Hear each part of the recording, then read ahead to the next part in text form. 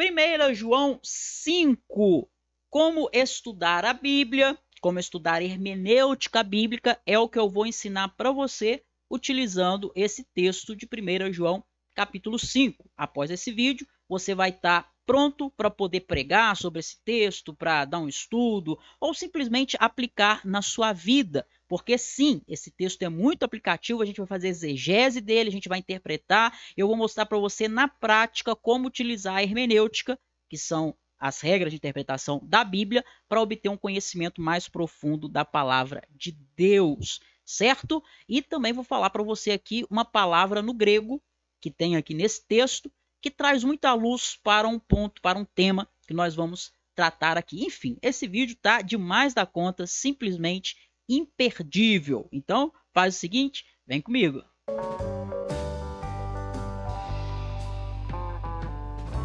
Olá, eu sou Elbert Souza e esse é o canal Teologia Descomplicada, onde eu ajudo você a obter um conhecimento mais profundo da palavra de Deus. Diz para mim, é isso que você quer? Então faz o seguinte, se inscreve aqui nesse canal, dá também seu like, seu joinha, seu belezinha aí, porque assim o YouTube vai entender que esse vídeo é bom para você e vai te mostrar os próximos vídeos que eu vou colocar aqui no canal. Então, deixa eu colocar para você o texto que a gente vai trabalhar hoje aqui. 1 João 5 vai aparecer na sua tela agora. Pronto. Tá, 1 João capítulo 5, nós vamos trabalhar os versículos 14 e 15. Diz assim, ó, versículo 14. E esta é a confiança que temos para com ele, que se pedirmos alguma coisa segundo a sua vontade, ele nos ouve. E se sabemos que ele nos ouve, quanto ao que lhe pedimos, estamos certos de que obtemos os pedidos que lhe temos feito. Pega a sua Bíblia aí, viu? Pega a sua Bíblia, pega papel, caneta para você poder anotar tudo. Pessoal, deixa eu colocar aqui para você. Primeiro ponto é o seguinte. Primeira pergunta que você precisa fazer é: qual é o contexto? Olha aqui para mim. A hermenêutica bíblica, ou seja, para você interpretar a Bíblia, para você entender a Bíblia, para você estudar a Bíblia de modo correto, chegar a conclusões corretas, a uma interpretação correta, é muito importante o contexto, tá? A hermenêutica ensina que nós devemos o tempo todo olhar para o contexto. Então, primeira coisa que eu vou te falar, para você estudar a Bíblia e obter um conhecimento sólido, profundo e correto, o que eu sugiro que você faça? Escolha uma passagem da Bíblia que traga uma ideia completa. É a primeira coisa. Eu vou te mostrar aqui que esse texto de 1 João, deixa eu colocar de novo aqui para você, ó, a referência, para você se lembrar aí direitinho, né? Ó. Então, esse texto aqui de primeira... Opa, peraí, cadê o lapisinho? Ó? Esse texto... Eita! Rapaz, para apagar esse risco que eu fiz sem querer. Não era isto, não era isso. Cadê? Cadê a borracha? Ó, para você poder entender 1 João 5, vamos ver se marca texto aqui. Tá. Para você poder entender 1 João capítulo 5, e aí a gente vai ver hoje os versículos 14 e 15, né? Para você entender isso daqui, é preciso você, primeira coisa que você tem que fazer é buscar entender o contexto. É isso que eu falei com você, né? Ó, contexto. Contexto é tudo, contexto é rei. E então, o que eu sugiro que você faça? Primeiro, que você busque uma passagem que traga uma ideia completa, como é o caso aqui, os versículos 14 e 15 trazem uma ideia completa. Tem um tema aqui que a gente vai trabalhar hoje, que eu vou te mostrar, daqui a pouco eu vou te falar qual que é o tema que o apóstolo João está trabalhando aqui. Então, busque um texto que tenha uma ideia completa, um tema que você possa explorar, e também sugiro que você procure um livro pequeno na Bíblia, de 3, 4, talvez aí no máximo 5 capítulos, como é o caso de 1 João, que tem 5 capítulos. Por que eu sugiro que você comece o seu estudo usando um livro pequeno da Bíblia? Porque vai ter momentos que, para entender melhor o texto, você vai precisar conhecer todo o livro.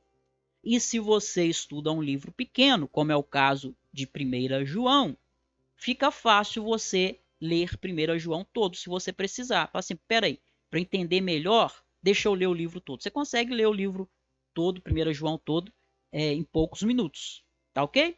Então vamos lá. Primeira coisa, contexto. Qual é o contexto em que João está falando aqui? Bom, o contexto é o contexto de segurança. O apóstolo João está falando de segurança. Vou colocar aqui para você, tá? O apóstolo João está falando de segurança. E a gente vai ver aqui, nesses versículos 14 e 15, nós vamos ver que ele fala sobre uma segunda segurança desfrutada pelo crente. Professor, segunda segurança? Qual que é a primeira? Me fala? Te falo. Anteriormente, João havia falado sobre a segurança da vida eterna. Versículo 13. Segurança da vida eterna. Como que isso se chama na hermenêutica? A gente chama de contexto imediato, tá? Você tem contexto imediato, você tem contexto remoto. O que é um e o que é o outro? Contexto imediato é aquele que está imediatamente diante de você, aquele que está pertinho ali da passagem que você está estudando. Já o contexto remoto, como o nome diz, remoto é algo que está longe. Então, controle remoto, você controla a televisão de longe, né? O contexto remoto é o contexto que está mais longe, tá?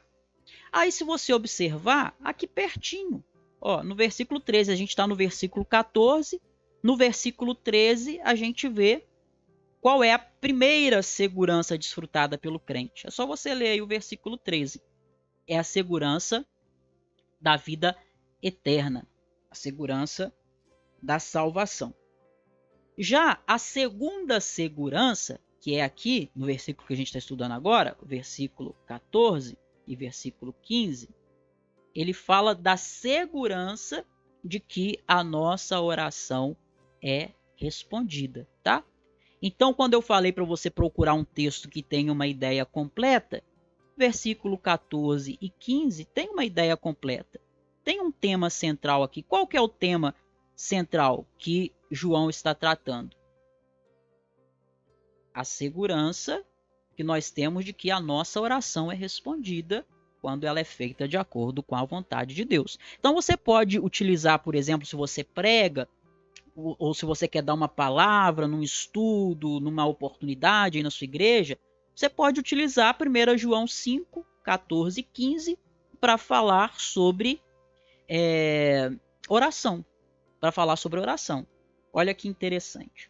Vamos avançar mais aqui? Bom, novamente, como eu disse aqui, na hermenêutica, que são as regras de interpretação da Bíblia, o contexto é muito importante. Para você entender a Bíblia, para você estudar a Bíblia, sempre lembre-se disso. Observe o contexto. O contexto é aquilo que está em torno do texto. E se você ler 1 João todinha, eu sugiro que você faça isso. A gente está falando do capítulo 5, mas eu sugiro que você leia o capítulo 1, 2, 3 e 4. Você vai ver nos capítulos anteriores que João foi mostrando certezas que o cristão deve ter. E eu coloquei aqui para você, é óbvio. Olha só, João, ele vai falar de 4 certezas. A certeza de que amamos os irmãos. Se você é crente, se você é convertido, se você nasceu de novo, então você ama os seus irmãos. A certeza de que Jesus Cristo é Deus. Se você é cristão, você está certo que Jesus é Deus. Se alguém não crê que Jesus é Deus, essa pessoa não é convertida, de acordo com o apóstolo João. A certeza de que temos o Filho, Jesus. E a quarta certeza é essa, que nós estamos tratando aqui. A certeza de que Deus responde às nossas orações. Ele nos ouve. Veja que é isso que ele diz no final 14, do versículo 14. Você está com a sua Bíblia aí? Olha lá, as últimas palavras do versículo 14. Ele nos ouve. Então, é interessante nós termos essas certezas, né? De que amamos os irmãos. É uma evidência de que você é salvo, de que você nasceu de novo. Você crê que Jesus Cristo é Deus, é uma evidência que você é salvo, que você nasceu de novo. Você tem o Filho, é uma evidência que você é salvo, que você nasceu de novo. Mas fica uma grande questão. Que maravilhosas essas certezas, mas eis aqui uma grande questão, uma grande pergunta. Que pergunta é essa? Bom, o que nós fazemos? Eu sei disso tudo. Eu sei que eu tenho que amar os irmãos, eu sei que Jesus é Deus, eu sei que eu tenho o Filho, né? Que eu tenho Cristo, que eu tenho Jesus, eu sei disso. Mas e aí? E na minha vida diária, quando os problemas surgem, o que eu faço? Quando as aflições batem à minha porta, o que é que eu faço? E quando eu não sei o que fazer? Ou seja, o que fazer quando não se sabe o que fazer? A resposta é orar. Nós podemos e devemos orar, porque temos a certeza, versículo 15, que Deus nos ouve. Olha aí, veja na sua Bíblia, o versículo 15. E se sabemos que ele nos ouve quanto ao que lhe pedimos, estamos certos. Não temos dúvidas. Estamos certos de que obtemos os pedidos que lhe temos feito. Olha que legal. Deixa eu avançar aqui.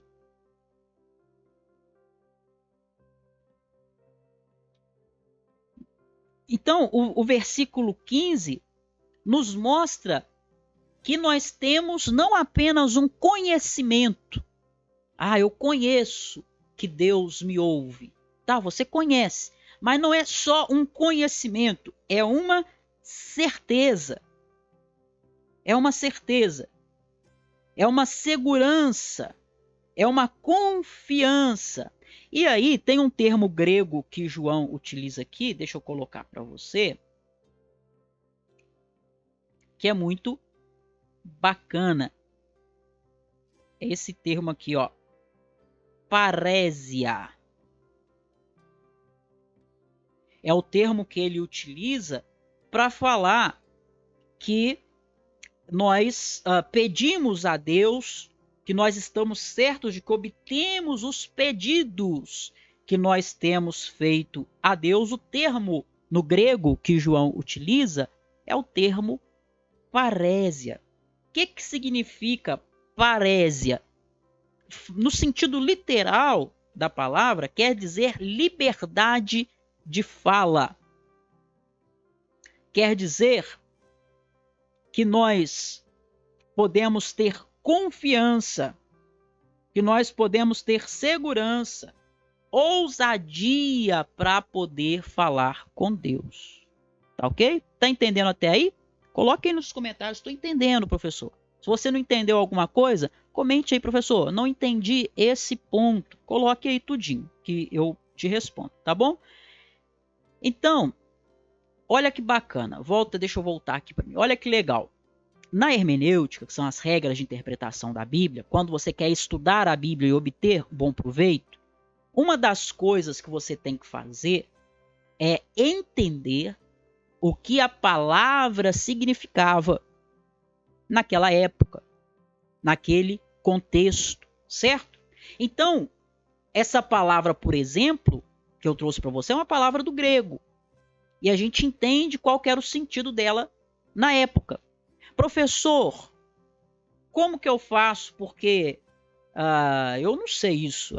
E se eu estivesse estudando sozinho, eu jamais ia descobrir essa palavra, parésia, que significa literalmente liberdade de fala, que João falou lá no grego. Eu nem sei nada de grego, como é que eu faço?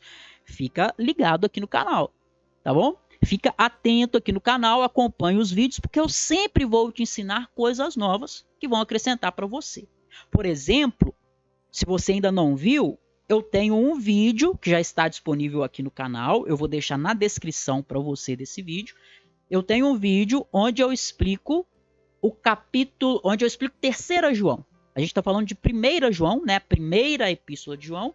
Eu tenho um vídeo onde eu explico aqui a 3ª epístola. Dou uma visão geral, uma visão panorâmica. Sugiro que você assista, vai estar aqui embaixo na descrição. Então, faça isso, tá? Para você estudar a Bíblia. Primeira coisa que eu falei, vou repetir aqui. Procure um texto da Bíblia, não pega um texto isolado. Procure um texto que traga uma ideia completa, como é o caso de 1 João 5, 14 e 15, tem uma ideia completa. Ele está falando sobre a oração, né? A oração. Segunda coisa, minha sugestão, procure um livro pequeno, porque se você precisar ler o livro inteiro para você ter uma compreensão melhor, é muito mais fácil você ler um livro de 4, 5 capítulos que você ler um livro igual Gênesis, um livro de 50 capítulos, um livro igual Isaías, 66 capítulos, né? Então procure um livro pequeno. Terceiro, procure entender o sentido original das palavras, sempre que possível, tá? E aí eu trouxe aqui para você um exemplo disso, que é a palavra parésia no grego, né? Não está em português, mas tem a ver com a língua portuguesa também. Por exemplo, a palavra parlar, né? Parlar, que é falar. Você tem o parlamentar, que é aquele que fala pelo público, né? Pelo povo, o parlamentar, o parlatório, né? E aqui você tem essa palavra aí que traz essa ideia. Então, o que isso significa para nós de um modo muito prático e aplicativo? O que isso significa para nós? Deixa eu colocar aqui para você aí, avançar o slide. Significa que nós nos chegamos diante de Deus com temor.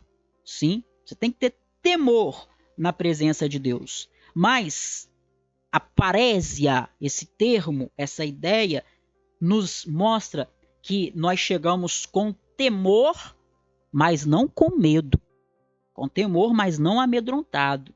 Isso significa que nós chegamos na presença de Deus com reverência, sim, mas não com timidez. Nós vamos com parésia, vamos com ousadia, vamos com liberdade.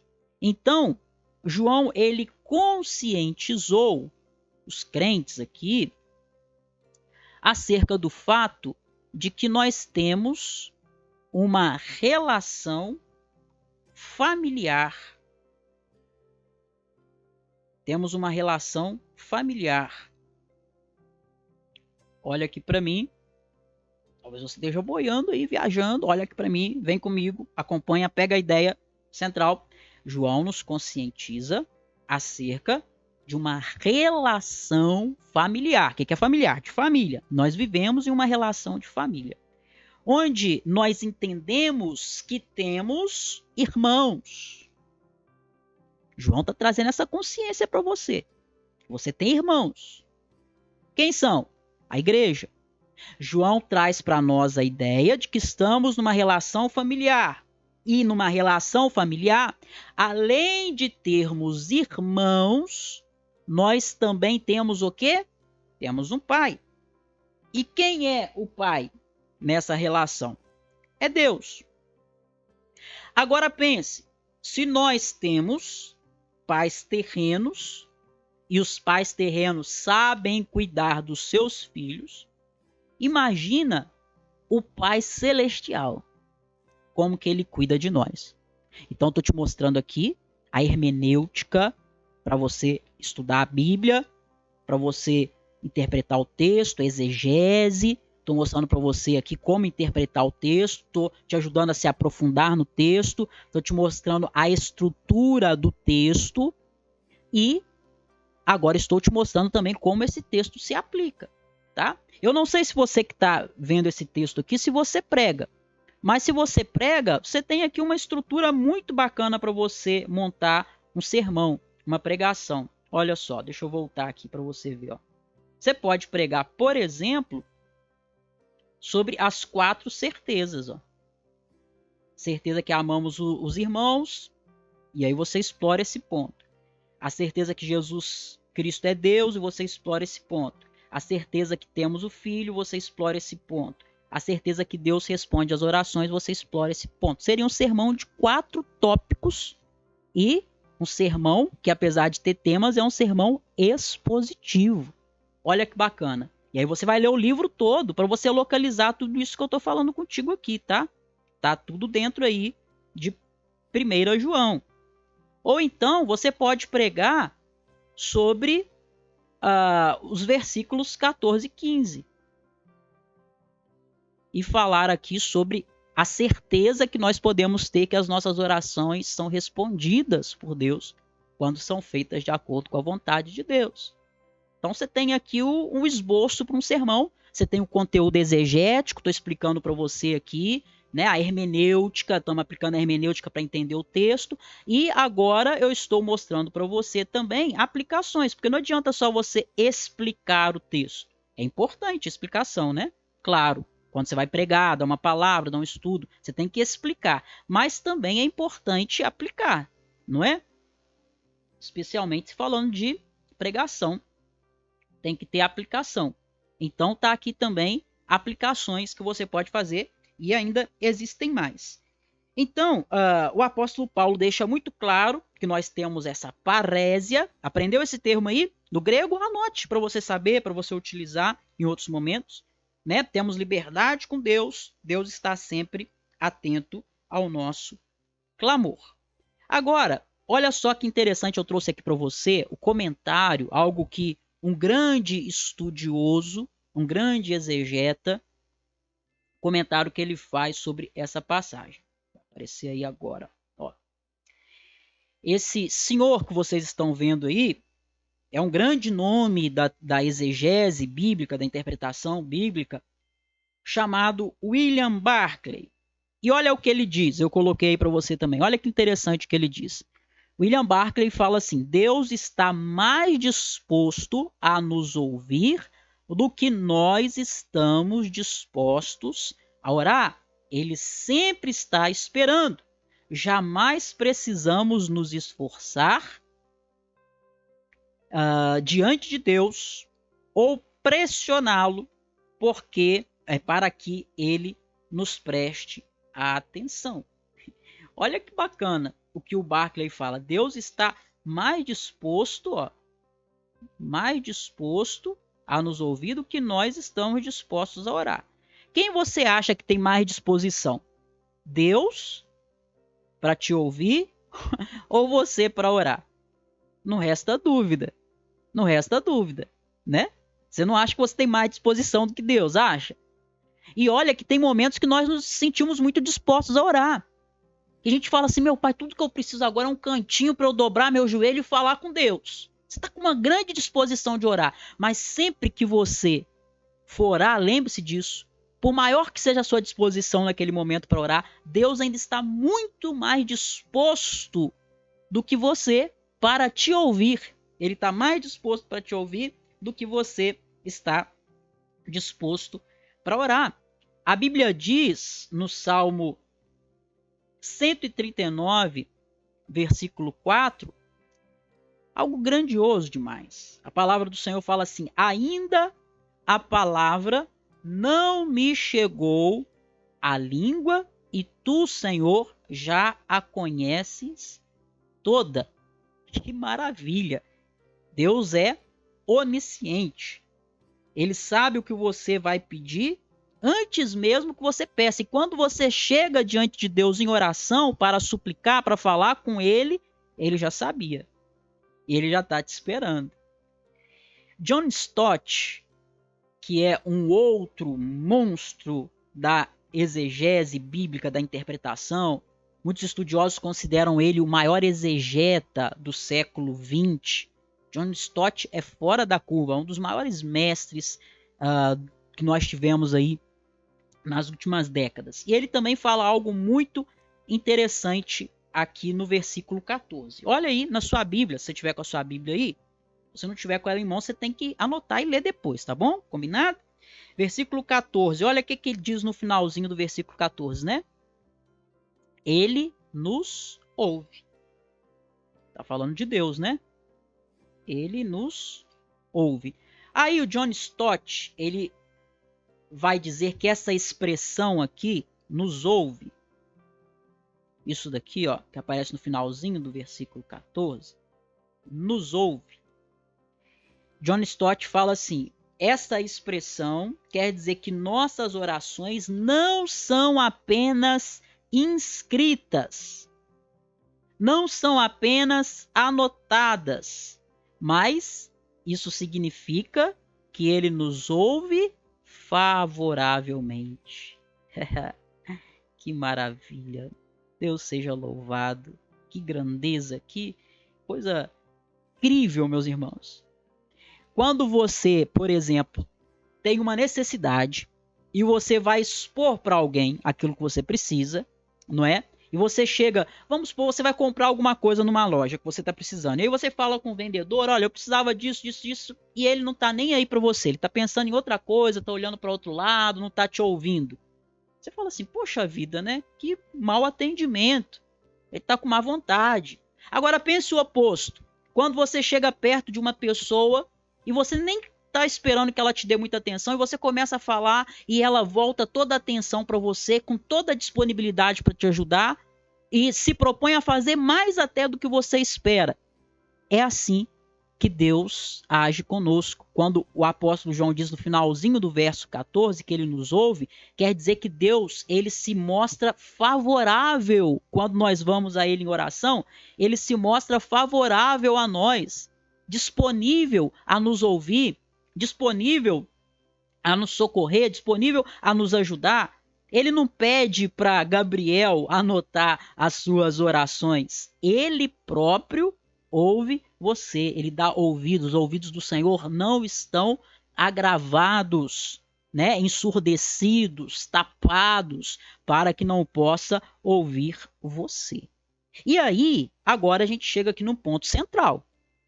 Maravilha. Saber que Deus me ouve. Oh, que glória, aleluia. Oh, vou pedir mesmo, vou orar. Agora eu vou só determinar. Eu determino na terra e Deus realiza no céu. Gente, ô frasezinha ordinária e antibíblica. Não, agora é só eu determinar. Vou tomar posse, determino isso, determino aquilo outro. Ai, meu pai. Esses louvores que ensinam isso, essas pregações que ensinam isso. Esse povo está precisando de exegese, de hermenêutica, de estudar a Bíblia direito. Por quê? Olha, tudo isso que a gente viu é o lado A. É a cara, moeda, uma moeda tem cara e coroa. Você viu a cara. Deus nos ouve, ele é favorável para nos ouvir, ele tem prazer em nos ouvir. Antes mesmo que a gente peça, ele já sabe o que a gente vai pedir. Não é? A gente pode ter ousadia para pedir, a gente pode falar mesmo, parésia, Deus vai nos ouvir. Esse é o lado A da moeda. Mas agora vem o lado B, que é o versículo 15. Você está pronto? Tem uma condição. Não é assim só orar e pronto. Tem uma condição. Você está pronto? Vou te contar. Mas antes, olha aqui para mim. Se você tem vontade de aprender hermenêutica bíblica, ou seja, como interpretar a Bíblia, os princípios para você interpretar qualquer texto de Gênesis a Apocalipse, eu estou com vagas abertas para o meu curso de interpretação. É o curso Interpretação Bíblica Descomplicada, é o IBD. Se você quiser, você pode entrar para o meu curso e aprender comigo, mesmo que você nunca tenha estudado antes. A gente vai do zero até um nível mais avançado em relação ao que você está agora. Você pode começar do zero aí comigo, que você vai entender tudo direitinho. O IBD, Interpretação Bíblica Descomplicada. Se você quiser fazer meu curso completo de hermenêutica, vai estar aqui embaixo na descrição desse vídeo. Vai te ajudar bastante, tá bom? Continuando aí, então, qual é, portanto, a condição Deixa eu colocar aqui. Qual a condição para que Deus nos ouça? Tem uma condição para que a oração seja respondida. E aí, vamos lá de novo para a questão do contexto, né? Vamos lá. Lá no capítulo 3, a gente está no capítulo 5, mas, como disse para você, o contexto é importante para você ter um entendimento mais profundo. Você quer entender com profundidade, não ficar no superficial? Contexto é importante. 1 João é um livro de 5 capítulos. Vale a pena você ler ele todo. Quando a gente está no 5, quando você vai lá no capítulo 3, no versículo 22, anote aí para você ler depois, 3:22, João fala de uma condição para a oração ser respondida.